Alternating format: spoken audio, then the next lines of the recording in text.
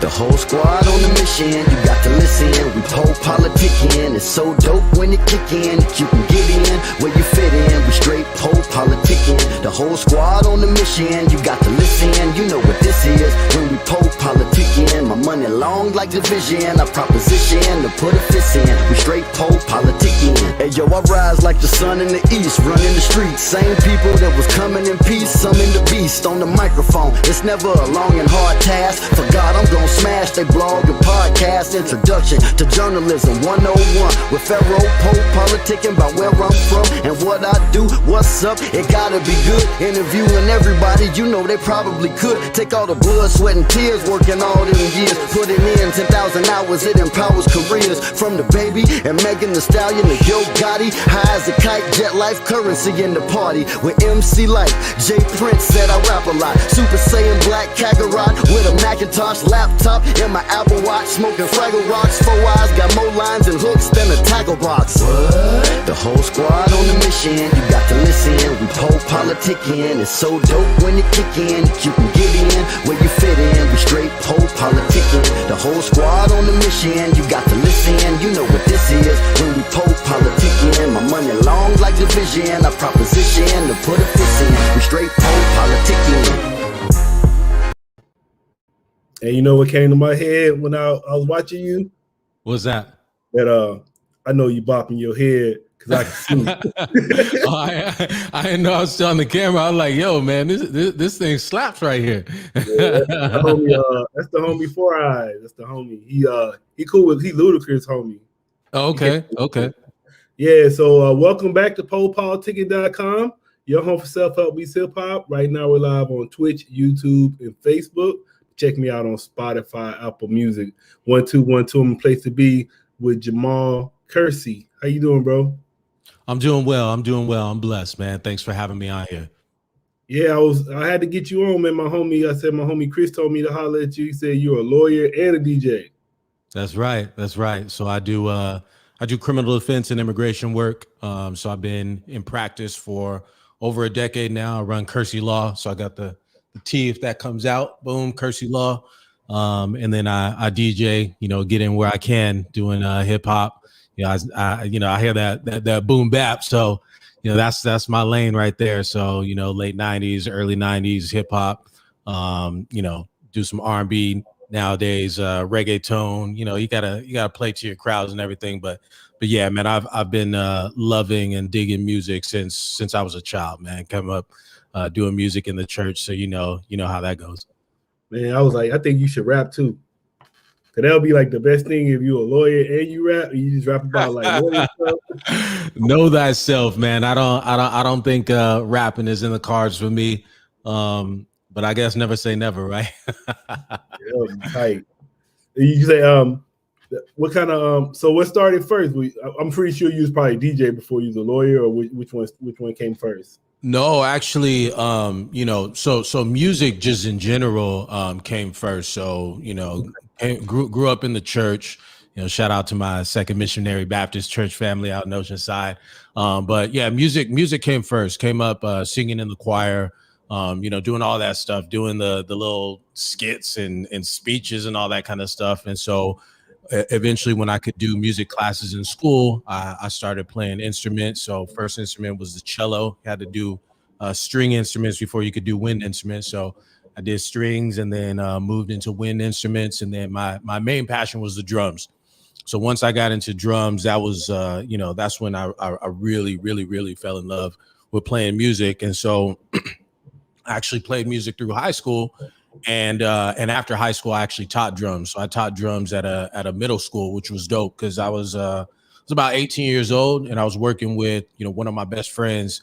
And so we were working together, with the kids, middle school age children. So really we were like a big brother, even like a father figure to some of these kids while being able to share our love of music with these kids. It was a real special moment. And to this day, I still have, relationships with some of those students. So, but after that, basically, this was around the time when I was 19, 20, and I still had some of those music dreams, like what could I do in music? Could I start doing studio work?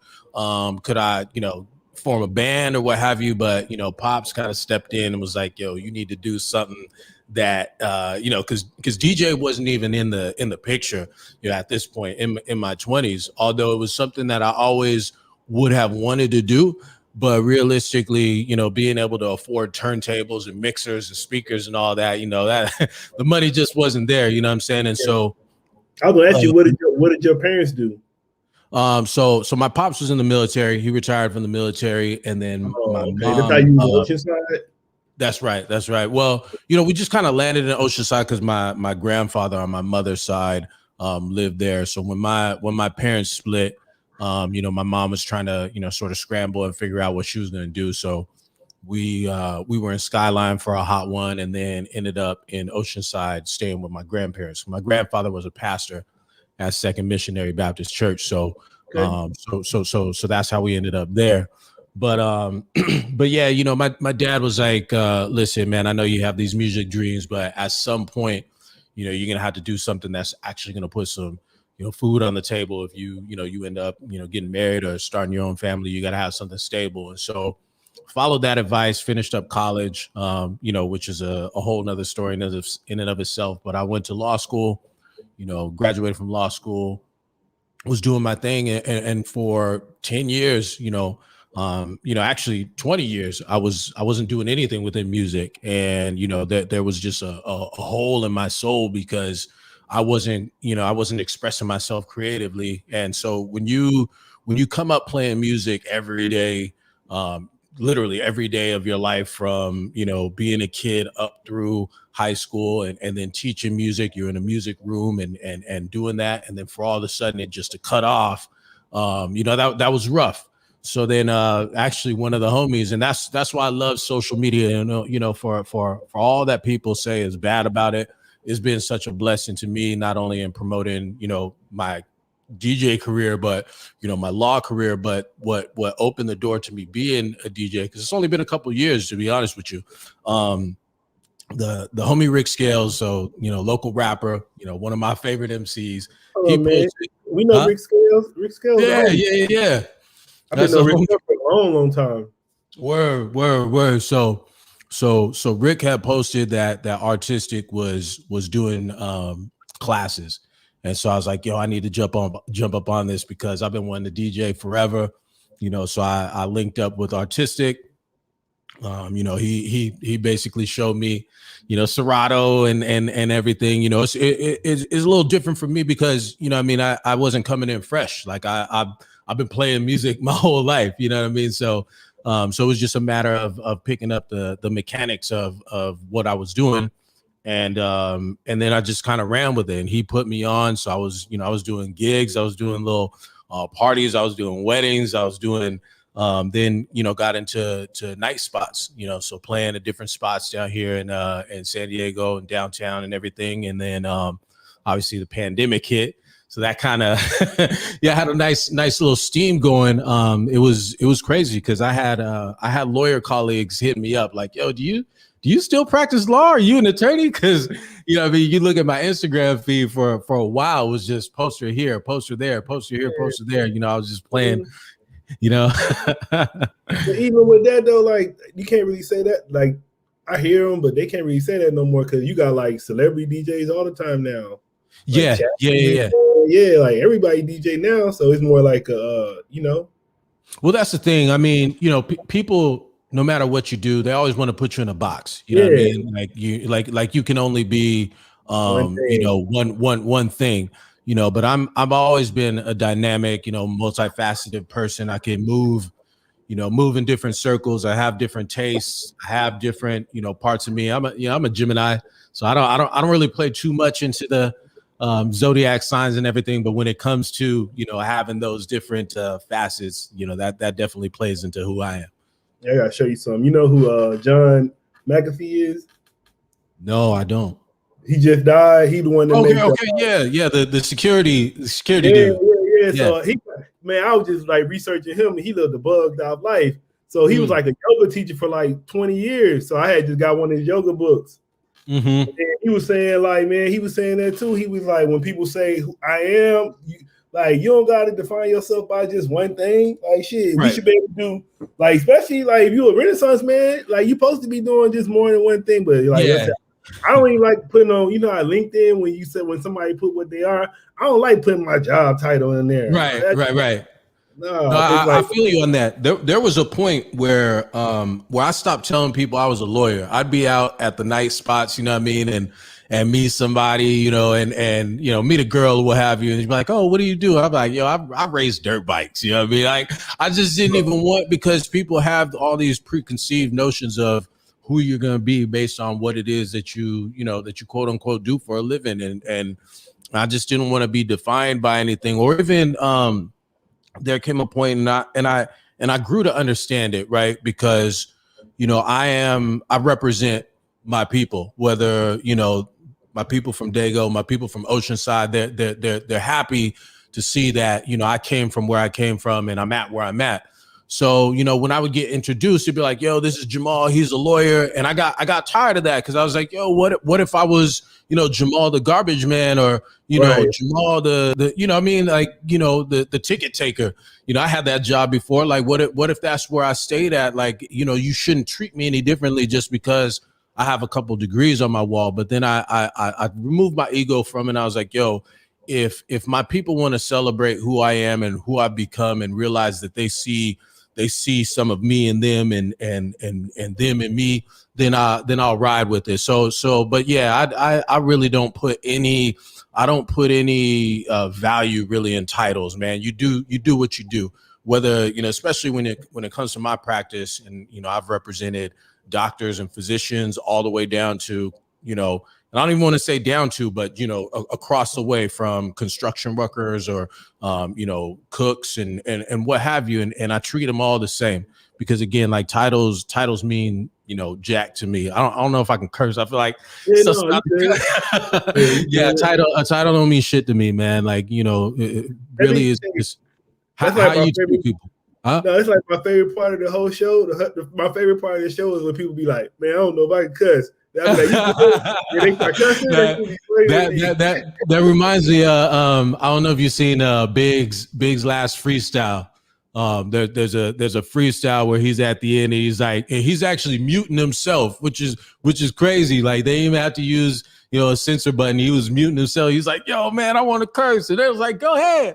Then he did a freestyle over that Mob Deep beat. It's crazy. And then when he ends his verse, he's like, you're nobody till somebody kills you. And you're like, damn.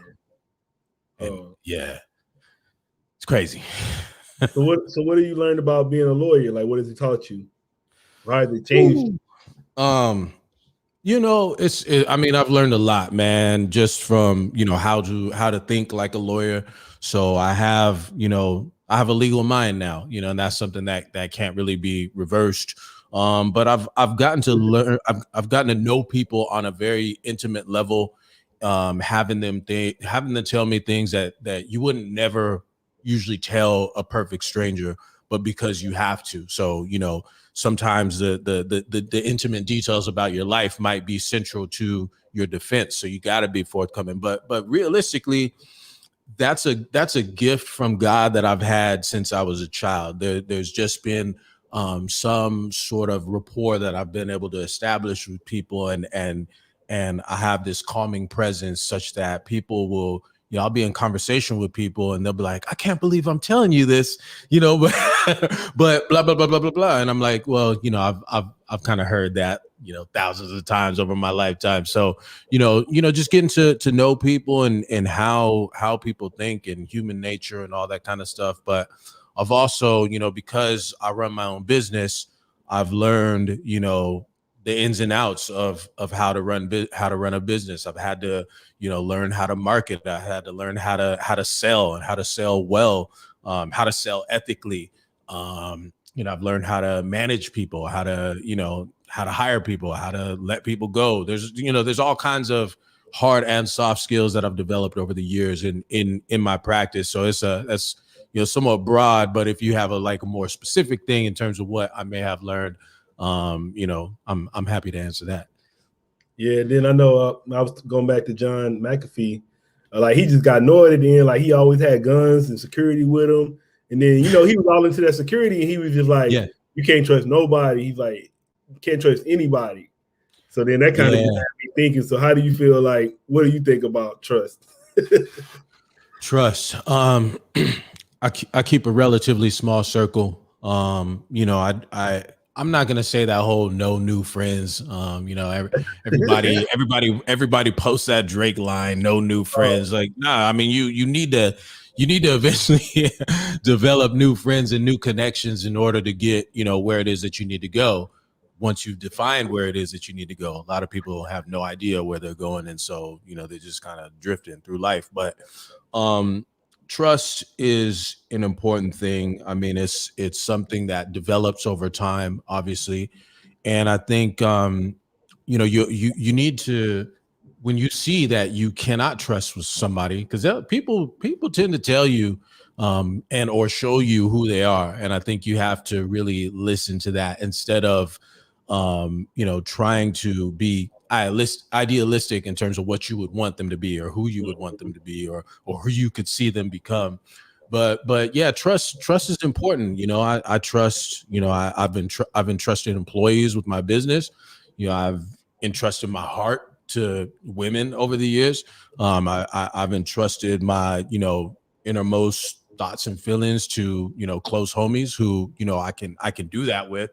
Not everybody is worthy of that, but yeah, trust is important. And I think as you know, develop yourself and you be a good person who is trustworthy, then you will attract people who are trustworthy, man. If you grimy, if you're doing shady stuff, then, you know, that's who you're gonna attack. That's who you're gonna attract, and that's the energy that you're gonna have around you. So I only keep trustworthy people around me. So I you know, I don't know what it's like to just be rolling with a circle of homies that you can't trust. Like, nah, I don't get down like that. And then what would you want the people to know about, just cause I was watching your YouTube channel, I see you got a lot of informational videos. So what would you want the people to know about their rights, just in general? Like, what should they know? Man, I know that's a question though. No, I've been talking about the whole rights thing because, you know, to be honest with you, I came up, you know, in a community. I grew up on the East Side, and you know, we had East Side Crips, we had the Mexican Pozole gang, and you know, it was active, you know, and that's the thing. Like, a lot of people think of Oceanside, I guess, because of the name Oceanside, and they don't think, like, you know, things really get down. But nah, I mean, you know, I live in the valley.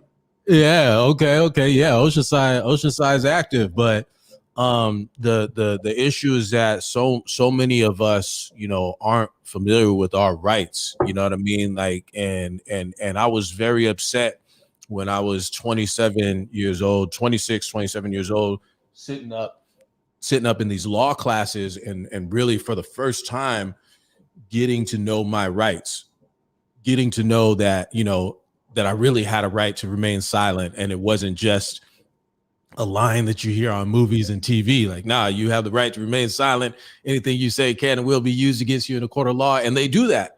You know what I mean? When you sit up and watch the first 48 and you see people consistently just going ahead and giving up their constitutional rights to remain silent and burying themselves with their statements. Like, and it's not about being evasive. It's not about, you know, being a criminal, because I'll post stuff like that and you get response like, oh, why are you trying to educate criminals and all that kind of stuff? I'm like, nah, this is literally in the Constitution. Like, you have the right to remain silent, and the reason you have it is because if the government and all its resources is trying to say that you committed a crime, if they're putting allegations against you, it's their burden. It's their burden to prove it. It's not your burden to prove your innocence. It's not your burden to really say anything. It's like, if you're saying I did this, all right, prove it then. And you don't have to contribute to, you know, you don't have to do the detective's jobs for them. You don't have to do the DA's jobs for them. So, you know, I really just think that, you know, people need to have an intimate understanding of their rights so they can know what they can and cannot do. And again, it's not about, you know, teaching people to be criminals, or it's not about, you know, people being lawless. It's just about knowing your rights. I mean, that's just something that people should know. And so to the extent I can, I've been trying to use my platform to educate people. And so I'm doing that as far as the law. And then I'm also doing it as far as just life advice, man. I feel extremely blessed. I've had so many wonderful people do some amazing things for me. I've definitely been touched by God's grace. At the same time, I'm a grinder, man. I'm a hustler. I will work my tail off until the day I die. But throughout that journey, man, I've read a bunch of books. I've studied. I've done a lot of self work, and I just know a lot. I've got a lot of knowledge that now at this point has become wisdom, and I just feel a necessity, a duty, an obligation to share that. So that's the information that I'm putting out. Yeah, that's all I'm gonna say, because I feel like with law, they make it like kind of dry, so it's kind of hard to learn sometimes. That's why I think it's been this, especially for like us. So they make it real dry, and it's like it's just the way they do it. They make it hard to learn. Yeah, and on some level, it I suppose it has to be that way. But on another level, it doesn't. And so in any way that I can take a complex subject and make it relatable, make it understandable, so you don't have to do 4 years of undergrad and 3 years of law school and pass a bar in order to understand your rights and in order to understand how the law works. If I can educate you on that, and that's what I do for my clients. A lot of times, like they're surprised and blown away by how far I go to educate them. Because sometimes they're like, oh man, well, I have this stupid question, or I know you're busy and I don't want to bug you, but how does this work? Or can you explain this? I'm like, yo, that's my job. It's part of my job to educate you and help you understand what it is that you're facing and what your rights are and what the defenses are that are available to you and everything. So, it's something that I actually love to do, because I originally went to school to teach. So I was going to be a teacher, and I actually taught criminal law at Southwestern College down here in San Diego. So, being in the classroom is really one of my first loves. But yeah, so that's why, if I can use my platform again to educate people on their rights and make them feel more empowered, knowing that they know their rights, knowing that they know what they can and cannot do, what the government can and can't do. So the other day I was talking about on TikTok about whether a cop can search your house or your car, and the Fourth Amendment says we're to be free from a reasonable search and seizure, which means a warrant has to they have to have a warrant which bases on probable cause in order to search your house or your car. And so if a cop asks you can I search your house or your car, well, let me see your warrant, because there's a few exceptions where they can do it anyway, but those are pretty limited. And so, but if you grant them consent, what's that? I had one time what happened to me, I was a manager, and they tried to the company tried to search my phone, and it was my personal phone, it wasn't the company phone. Yeah, right. And then they was telling me this dude was our lawyer, like he was my lawyer, and I'm like, this ain't my lawyer, it's the company lawyer. So right. My boy, my homie Jeff, he was a lawyer. So I asked him about that phone. I was like, yo, man, they trying to search my phone. He was like, hell no. It was like when Brady, you remember when Brady broke his shit when they was trying to check his phone for that Yeah, it was right when that happened too. So he was like, hell no, I'm gonna check your phone, tell them that's your personal property. So they was trying to but if you don't know no better, you know what I'm saying, just hang your shit over. Here you go. Right. And that happens a lot, people getting either bullied by cops or even getting, smooth talked by cops and just giving up their rights.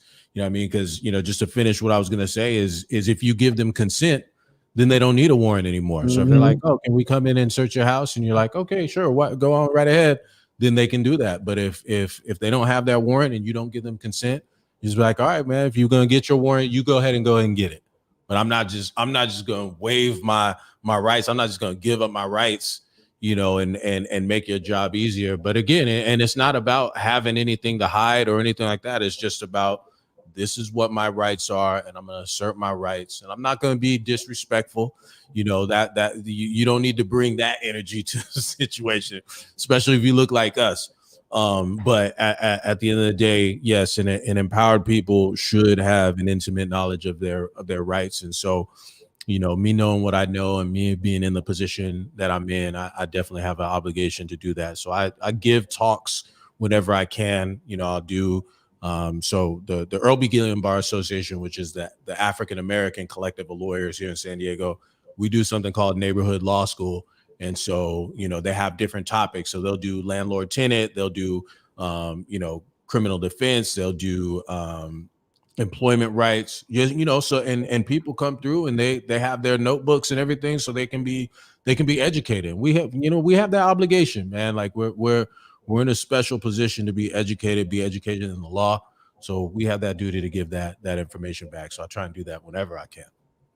So, and then I want to talk about one of your videos, because I saw the video you did about Bill Cosby. Yeah. So can you just give us a cliff note of what you were saying, just for the listeners? Yeah, for sure. So basically, and when I saw the news, I mean, I was like, oh, what? how he get out? But it's that he's not innocent. All right, so let's just get that out of the way. Bill Cosby is not innocent. What happened was the Supreme Court basically said that that particular DA's office violated his due process rights when they went ahead and filed charges that was based on in part on certain statements that he gave. So going back, back in 2005. The police were investigating Cosby based on sexual assault allegations, right? So what happens is when the police investigate activities, so say they're doing an investigation based on somebody reporting something, so that with a sexual assault case, that's usually what happens. Oh, so and so did this to me, what have you. So they're doing their investigation. Once they get everything that they're going to have, so any statements, videos, photographs, DNA, what have you, they'll turn that over to the DA's office. And there's a DA that's assigned to the case who's going to go through, and they're going to look and see, okay, is there anything that I can prove beyond a reasonable doubt? And if so, then they'll charge the person with whatever they think they can prove beyond a reasonable doubt. If they don't think they can prove anything beyond a reasonable doubt because of lack of evidence or lack of credibility with respect to the alleged victim, then they can decline to file charges. And that's what happened in this case. I don't know the intimate details in terms of why they decided not to file, but I do believe that they thought that there was some witness credibility issues with the alleged victim. I'll say, who you mean by they? The DA. Oh, okay. So the DA, when they reviewed the case, I believe the alleged victim had some credibility issues. And so the DA at that point felt, okay, well, we can't prove this case beyond a reasonable doubt, so we're not going to file charges. So around the same time, that alleged victim ended up filing a civil suit. So when you file a civil suit, you're suing somebody for money. So she was suing him for however much she was suing him for the sexual assault. The DA at that point basically made the decision, like, listen, if we can't prosecute this guy, I at least want to get this woman paid. So what we'll do is we'll create an agreement to where we'll tell you, Mr. Cosby, we're not going to prosecute you. So then that would give him the incentive to testify in the civil case, because otherwise, if you're facing criminal charges, you wouldn't testify in a civil case, because they could eventually use that, right, that testimony to prosecute you. Yeah. You know what I mean? So he would have ended up pleading the fifth if they would have deposed him, if they would have taken his deposition. So the DA was like, all right, well, here's this agreement. We're not going to prosecute you, so that he could then, testify in the deposition, and then, the woman would get paid. I don't know what happened with that, if she got paid or not, or what have you. But 10 years later, so in 2015, changing of the guard, new DAs in place, they were like, well, we don't care about whatever agreement you reached with the DA. We're going to file this anyway. That, obviously that wasn't words, but that's the gist of what happened. They said, okay, well, we have this information. He testified in a deposition. He admitted that, he would, drug women that he wanted to have sex with, and all other kind of details. And so they used that information in 2015 to then prosecute him. And again, these are the same facts that in 2005 they had concluded that there wasn't sufficient evidence. But the difference was in 2015 he had already testified under oath about what he was doing. So they moved forward, and the case went all the way up to trial. And in between them charging the case and him, going to trial, you can imagine there's all kinds of motions filed by the defense, like, no, we need to throw this out. This is unfair. It's a violation of his rights. But, they just pushed it. They just pushed it through anyway. He gets convicted. He then appeals. That appeal got denied. And then that's when it went to the Philadelphia Supreme Court, or the Pennsylvania Supreme Court. And the Supreme Court basically said, nah, DA, you can't you can't promise somebody that you're not going to prosecute them, just to get them to then testify and then use that testimony against them in, 10 years later. That's just a violation of due process. And so in the end, I mean, because people ask me, what do you think? Like, did the court get the right result? And I say, yeah, I mean, that's what should have happened in terms of, that ruling. But realistically, that case should have never been filed in 2015 in the first place. But that's not me signing off on Cosby's conduct. That's not me saying that he's innocent. There's a lot of ignorance out there in terms of people saying, "Oh man, this dude's innocent." Like, nah, he's not innocent. I'm saying, what you think about Your Honor, Judge Joe Brown? What he was saying about him? You heard? Did you watch that? I didn't hear what Joe Brown said. I to be honest with you, man, I'm in the trenches every day, man. I'm in and out of jails, visiting my clients and filing documents, and in court, and meeting with clients and doing all kinds of stuff. I don't. It's difficult to stay up with the legal cases that are going on, but one thing I will say is I didn't like how they had the press conference when Cosby first got released, and it sounded like a civil rights rally, like, yo, nah. No, I mean, like, oh, now he's down with the black people again. Yeah, he was always talking shit about black people. So. Yeah. Plus, that was something that really turned a lot of folks against him when he took that. That high condescending stance towards the black community. And so, a lot of folks weren't rocking with Bill Cosby anymore. So, but either way, I don't think it's a celebration of him, or a celebration of black rights or anything like that. But it is the right result in terms of, Constitution and due process and all that kind of stuff. Well, I know you say you're in the trenches, but so do you keep track of anything with it's three of them I'll be keeping up with, like the Epstein case, R. Kelly, and then Nipsey Hussle's case? Do you keep track of any of those?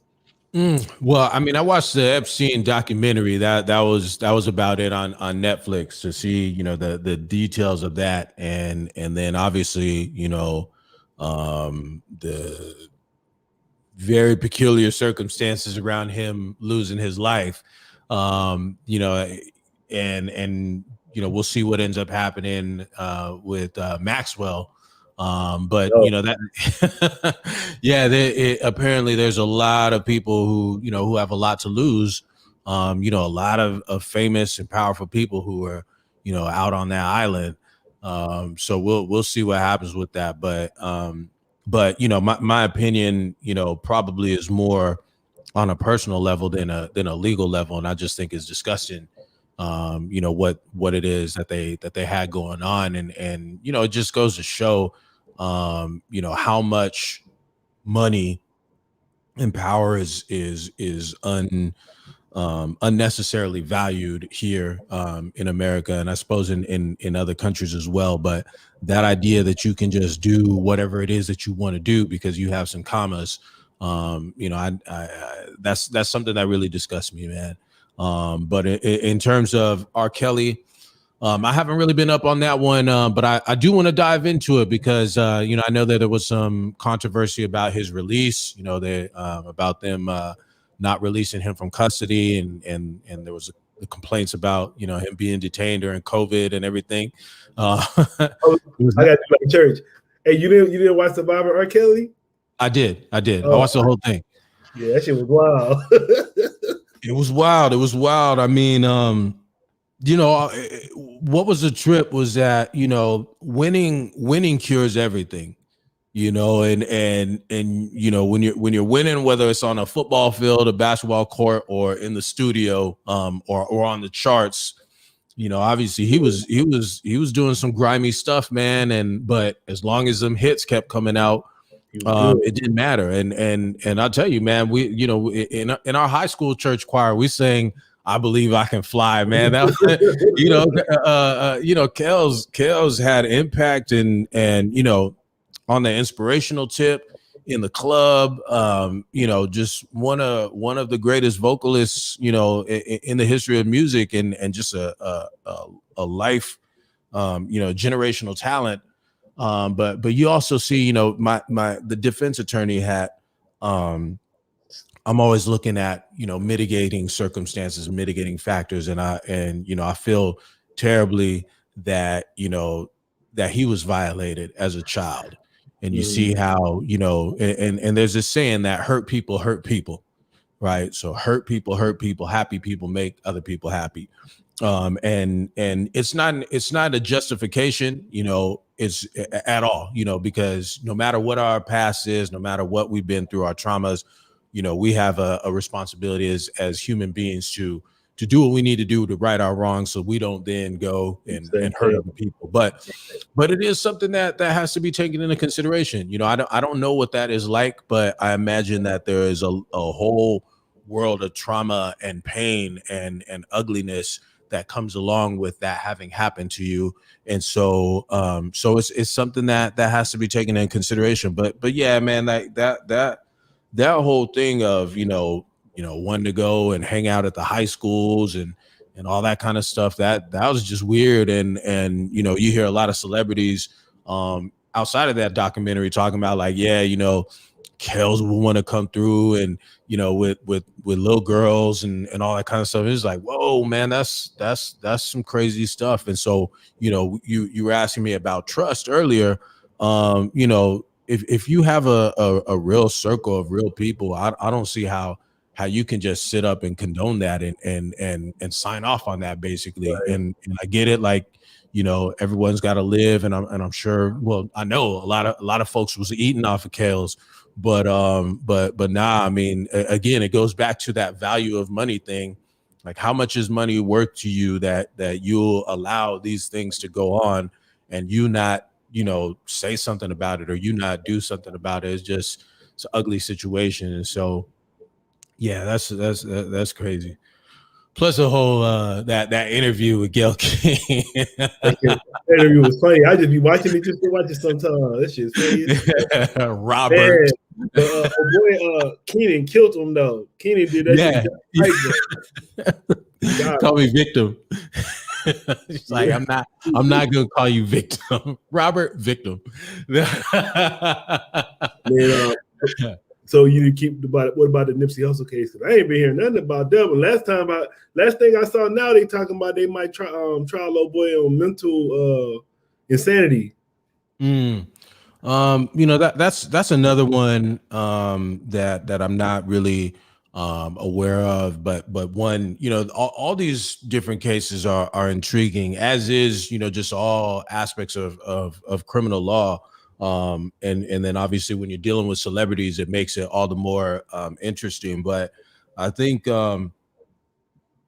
you know, it's a sad thing that all of our young stars go so young, you know, and that's like the bigger picture thing. I mean, you know, rest in peace to Nipsey. And I'm sure that loss is still being felt in LA and is still being felt in the hip hop community. But, you know, his death is indicative of a bigger picture thing in terms of, you know, not seeing the value in each other as brothers and sisters as we should.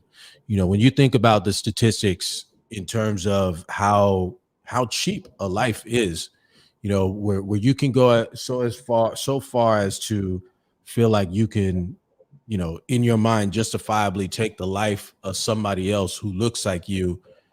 We collectively have a deep wound of lack of collective self-esteem in who we are, and lack of love of who we are as a people that needs to be healed, and that's for a reason. I mean, and this is what upsets me when you hear people talk about, okay, slavery happened so long ago, get over it. Like, nah, that everything that you do, whether it's me taking this, post it and throwing it across the room, or the institution of slavery, everything has a cause and effect. Right. And the longer and the deeper that something goes on, or the more significant the event, the longer those ripple effects are going to last. And so when you break down a group of people and you strip them of their language, you strip them of their culture, you strip them of their humanity, and this is what people have to really understand. I mean, I have on my desktop, on my computer, I mean, it's not the screensaver, but I have a picture of an auction for slaves, and it's talking about, all right, we have this strong man who can do this and this for you, and you have this woman who can cook and clean and all this kind of stuff, and you realize, like listen, slaves were basically the equivalent of selling a cow, selling a rake, selling a shovel, selling a hoe. I mean, like the garden tool hoe. I'm asking about that. I was asking about that a little bit, though. We gonna talk about that. But so when you think about psychologically what that does to the person who's been sold or who's being sold, and to the people who are doing the selling, who are doing the management of these people, it is a literal dehumanization of people. And when you think about that dehumanization of our people, there has never been an equal effort to restore the humanity of our people. And so, and that's what people don't take into consideration. This happened for a very long time, and the United States has never done anything to restore us as a people. And so, they was even talking about, like, they probably suffer from PTSD, and that got passed on in your genetics and DNA. Oh, absolutely. Yeah, 100%. That is 100% accurate. And so, and that in addition to all kinds of other, political, economic, social conditions, have led to, again, that whole thing where, we're fighting against ourselves. We don't see each other as who we are, brothers and sisters. And so unless and until that restoration happens, I mean, mind you, there's going to be crime wherever there's going to be crime. There's always going to be crime, but this whole thing in terms of the infighting and the cheapness of life that we have collectively, that's what needs to be healed, and it's not like just on, I mean, it is on a one-on-one level, us teaching and us being able to see that value and recognizing us as the kings and queens that we are, in order to get over that. But it's going to take a long time. It's going to take a lot of special people, and it's going to take the grace of God for that to occur. But the United States also has an obligation to do what it needs to do to right those wrongs. And a lot of these private corporations who have profited very handsomely from the slave trade, there are a ton of companies that exist today that are backed by that original money. So they need to make this right, man. Yeah, I was gonna say, speaking of, I was gonna ask you about cannabis now, because, like, especially in California, even recreational is legal now. But I always look at, like, so what about all these people that went to jail over it? Now they even got legal, like, cannabis stocks and all that stuff. And then that girl, how the Olympics, I'm like, man, so people be like, that's the rule. I was like, shit. being a slave used to be the rule. I'm Right, like, right. my whole thing is I understand rules, but I'm a man before any rule. If I break a rule, if I want to break a rule, I'll break a rule and deal with it. Like I'm not like, oh, that's the rule. Like no. Some people scary like that. I'm like, man. This is a book, and at a certain point in time, it was against the law for a black person to read a book. That was the rule. Read it, right? They still read it, right? Yeah, to your point, you know what I mean? And so we can't just always be like, oh, well, them's the rules, those are the rules. You know, and going back to the first thing, you know, I'm glad that the law is finally catching up with the times in terms of, you know, what it should be. This should have been legalized a long time ago. Obviously, federal law is still lagging behind, but at least in California, there's been changes. A lot of the what used to be felonies have been reduced to misdemeanors, not crimes anymore. And there are vehicles for people to go back and have convictions modified and all that kind of stuff. But, you know, to your other point in terms of, you know, a lot of people still, you know, rotting in jail for things that are now corporate. You see all these dispensaries that are profiting handsomely, you know, millions, if not billion-dollar industry, you know, that has landed people in 10, you know, prison 10, 12, 20, however many years. And that's really hit the black and brown community in a major way, And the ironic thing is, you know, and it's been said so many times before, listen, we don't own the planes, we don't own the boats, you know, we don't own any of the machinery that was involved in, you know, cultivating this stuff and bringing it into our communities. But yet, you know, it's us that ends up feeling the effects of these laws and these policies. And so, you know, that's another wrong that needs to be corrected. You know, there's a lot, you know, and the disparate treatment is historic in terms of how you know, black and brown people were policed, prosecuted, and sentenced as compared to our white counterparts. And these are a lot of things that need to be corrected. That was actually one of my motivations for, you know, going to law school, when I saw that, you know, you would get, and I don't even remember what the numbers were, but it was basically the comparison of, you know, 5 grams of crack to, you know, to 500 grams of powder cocaine, in terms of what the comparison of those sentences is. And everybody knows, you know, where the cocaine was at. You know, cocaine was in the, you know, upper class, you know, white areas, and, you know, you had crack in the hood. And you know, black people, you know, that was a huge thing in the 80s. You know what I mean? It's sad because and the only difference is adding baking soda and cooking it, and that's the only difference, right? So what the hell? They trying to run game, yeah.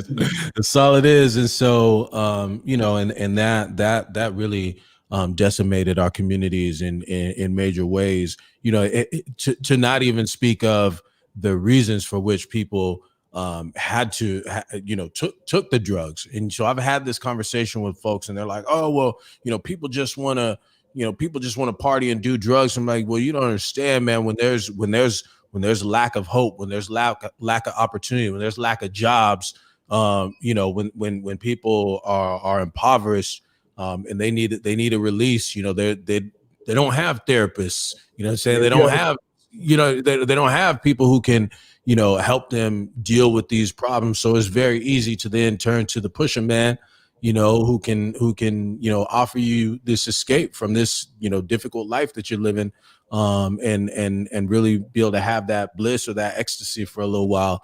And so, but once it turned to pills, and once it started hitting, you know, once you started getting the social economic totem pole, and it started hitting those communities, that's when it became, oh, well, we really need to look at this and see, you know, why people are turning to drugs. Like, you know, what do we need to do? And so, you know, man, it's one of those things where the more you know, the more you know, sometimes the more you wish you didn't know. Yeah, it's like don't they got like opioid centers and stuff where they can just walk in now? Yeah. You know, there are treatment facilities and rehab and a lot of times like that ends up being, you know, if once they get to the criminal side, if they do, where that's, you know, alternatives to custody, you know, where they've, you know, finally recognized that, you know, putting somebody in jail, putting somebody in prison for a drug addiction, no matter what it is not what needs to happen. That person needs to be, you know, they need treatment. They need, you know, they need to overcome the addiction, and that's not going to happen being locked up in custody. And so I'm very glad that you know, the law is finally catching up in that sense. But there's a lot of harm that's been done that can never be undone, you know, and harms that'll take, you know, lifetimes to correct and get over. But yeah, man, that the way the law has been modified, manipulated, in order to continue on the oppression of Black people was in part one of the reasons why I ended up becoming an attorney. And so that was, you know, just seeing, you know, that it didn't stop with slavery. You know, there was Jim Crow and there were the Black codes and you know, all kinds of you know, things that, you know, people, the government and people were able to use in order to keep us as, you know, second, third, fourth class, whatever you want to call us, citizens. And so it was very upsetting to know that that's how the law was able to be used to continue, you know, the oppression and everything. And then another thing I think will help us out if they make it, they should be legal, is sex work. I feel like if somebody want to go have sex and pay for it, that shit should be, what's wrong with that? Like shit, the way they got it now is the problem. They should just make it legal and make it safe where they can do it, because it's like it's not going nowhere. People gonna keep doing it. People are gonna do it. That's the thing. Like people are gonna be people. People are gonna do what they want to do. When you have, you know, and this is the issue of when you know, when you bring the Bible into, you know, that's why we have the separation of church and state.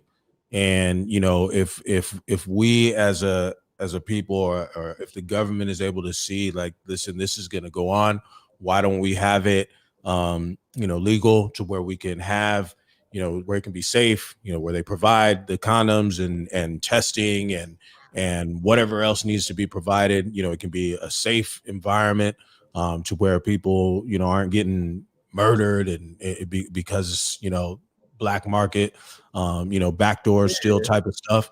You know, which was the same, you know, argument in terms of legalizing all drugs.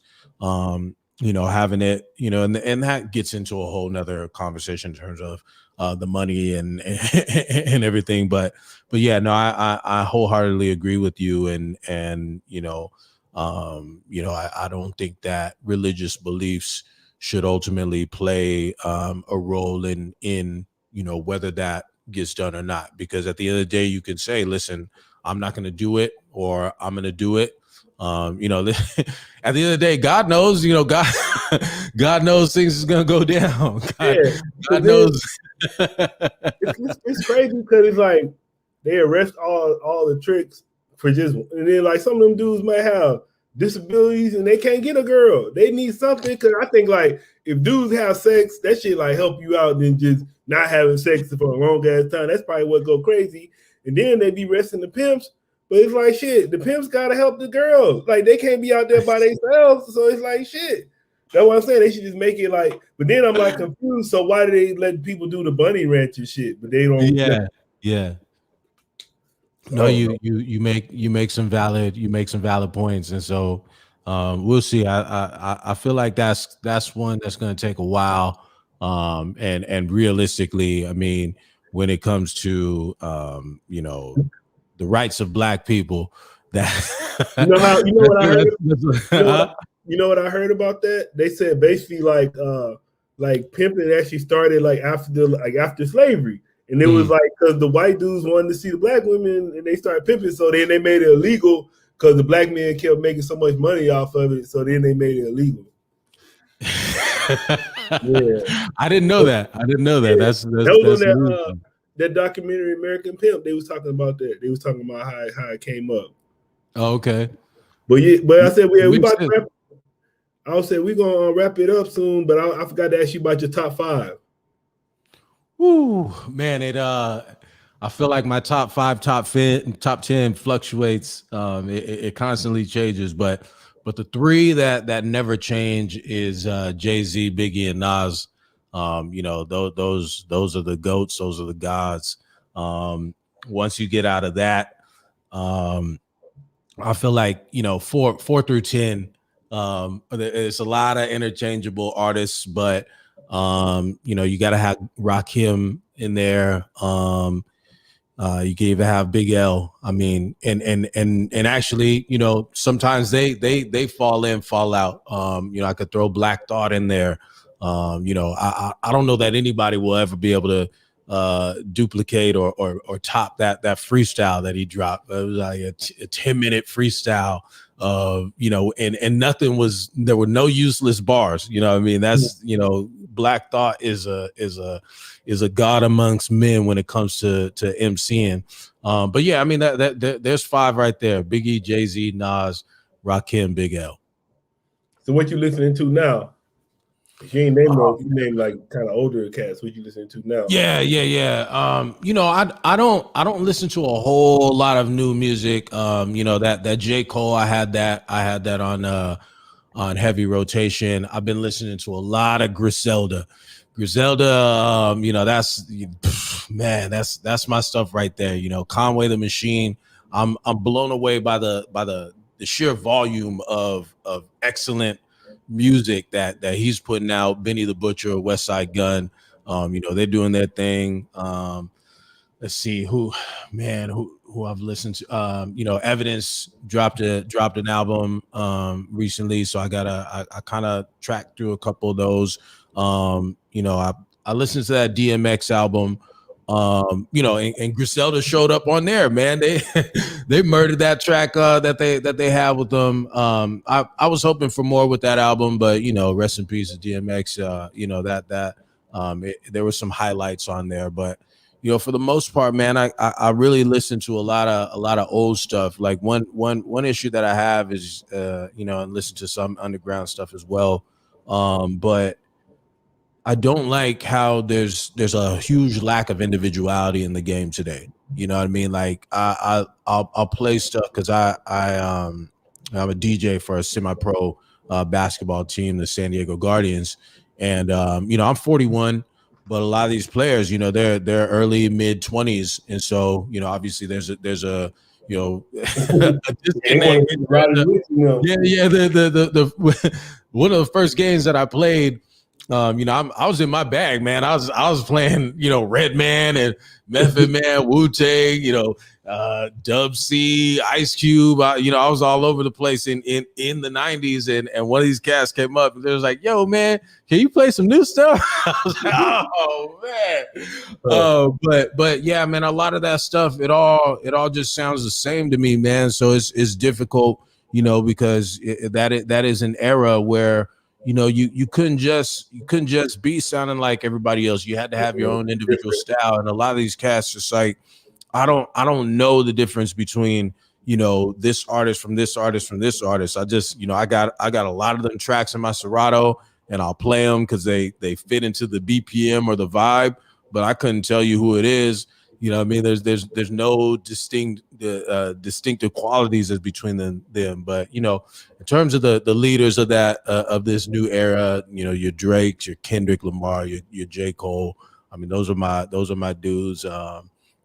Let's see, you know, Travis Scott. I like Travis Scott's you know, production. He's always dope with the production. And I don't know if you've seen his shows, but man, this dude, like his shows are like rock star shows. You would think the crowd was like, you would think it was U2 playing or or the Rolling Stones or something. The way dude has crowds, and that's fascinating. But he's, you know, he's doing this thing.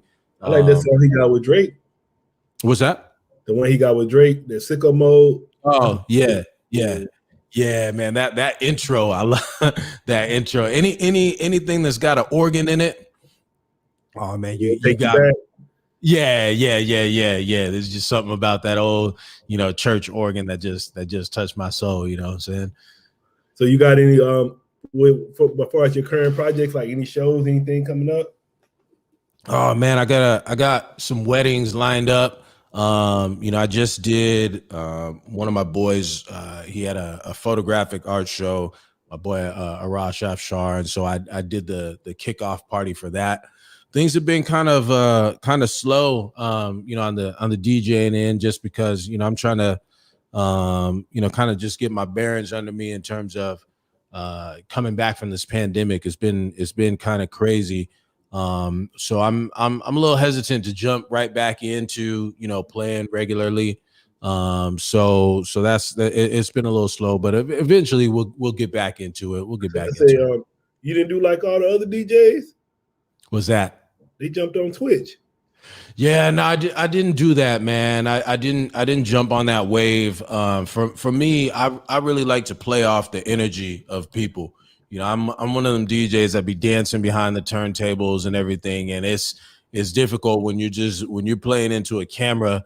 Even though and I did a couple things on Facebook and everything, but when you're just playing in the camera and you see comments and all that kind of stuff, it's not enough to see flames and heart emojis. I need that interaction, that energy from the people. And even if it's a house party, man, that's one of my favorite things to do. Just a house party, because realistically, when it comes to DJing, man, that's what my introduction to DJing was. You know what I'm saying? Seeing the house parties and movies, house party. I would say, when you quit fucking the table, man. Exactly. So Chill, I know. Yeah. I realized his name was actually Chill too. His real name was Chill. I was like, oh shit. But yeah, man. So I know DJing has blown up and become this whole thing where you got the lights and smoke and all this kind of craziness, but and I know that's more on the like EDM side of things, but when it comes to hip hop, man, that house party, that intimate feel, and obviously at a private party you could do more things than you could do at a night spot where they're really looking at you, making sure you play what they want you to play.